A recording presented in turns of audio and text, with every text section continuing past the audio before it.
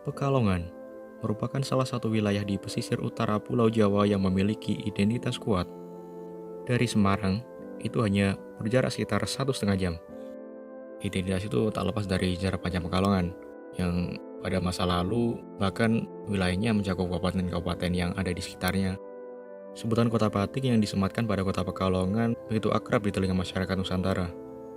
Batik sejak dulu memang secara nyata telah mengambil banyak peran di kota Pekalongan.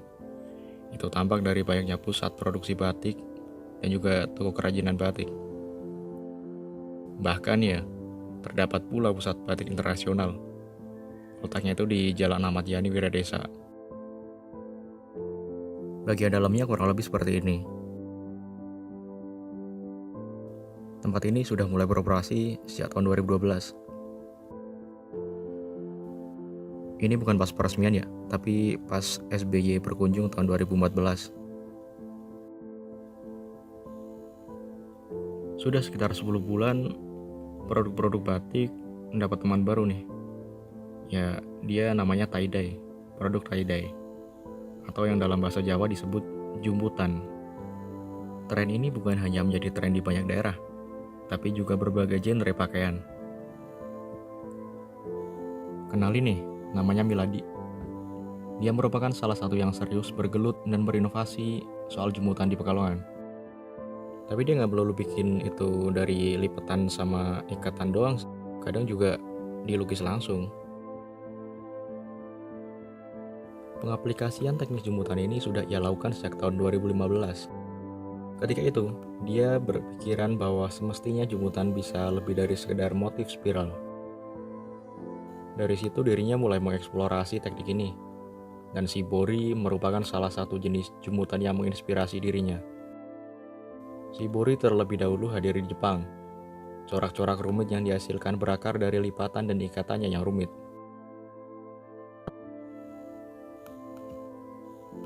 Prosesnya dimulai dengan mempelajari corak yang hendak dibuat, memikirkan apakah dirinya harus melipat, mengikat, atau melukis langsung, atau bahkan melakukan semuanya. Ketika melipat, ia akan memastikan kalau lipatannya ia lakukan ke arah yang benar. Ketika mengikat, di samping memastikan ikatannya kuat, ia juga memperhatikan bagian mana yang semestinya ada di luar. Ini akan sangat mempengaruhi warna yang dihasilkan. Saya juga mencoba untuk melipat, karena menurut Miladi lipatan kali ini masih tergolong sederhana. Dan ya, saya berhasil.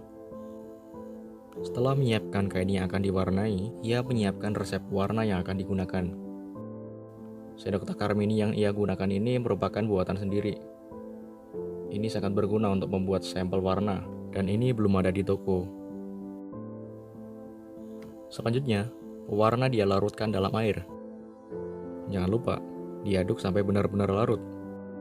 Kalau udah, baru tuh kasih warna ke kain. Caranya dapat dengan meneteskan pewarna dari wadah ke kain, sampai sesuai dengan desain yang diinginkan. Umumnya kalau ini digunakan untuk corak yang agak abstrak.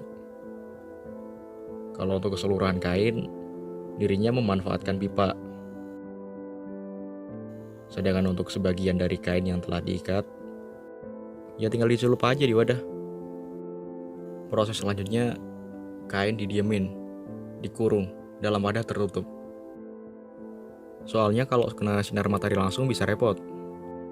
Kadang panas banget. Itu bikin warna yang keluar beda-beda.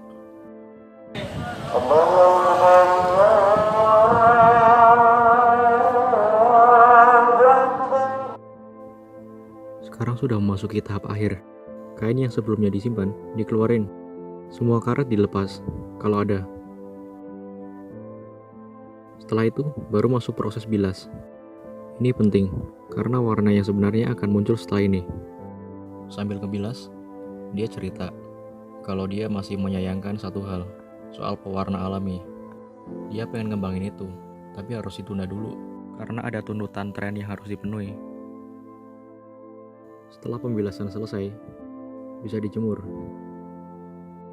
Sinar matahari langsung sekarang bukan lagi masalah.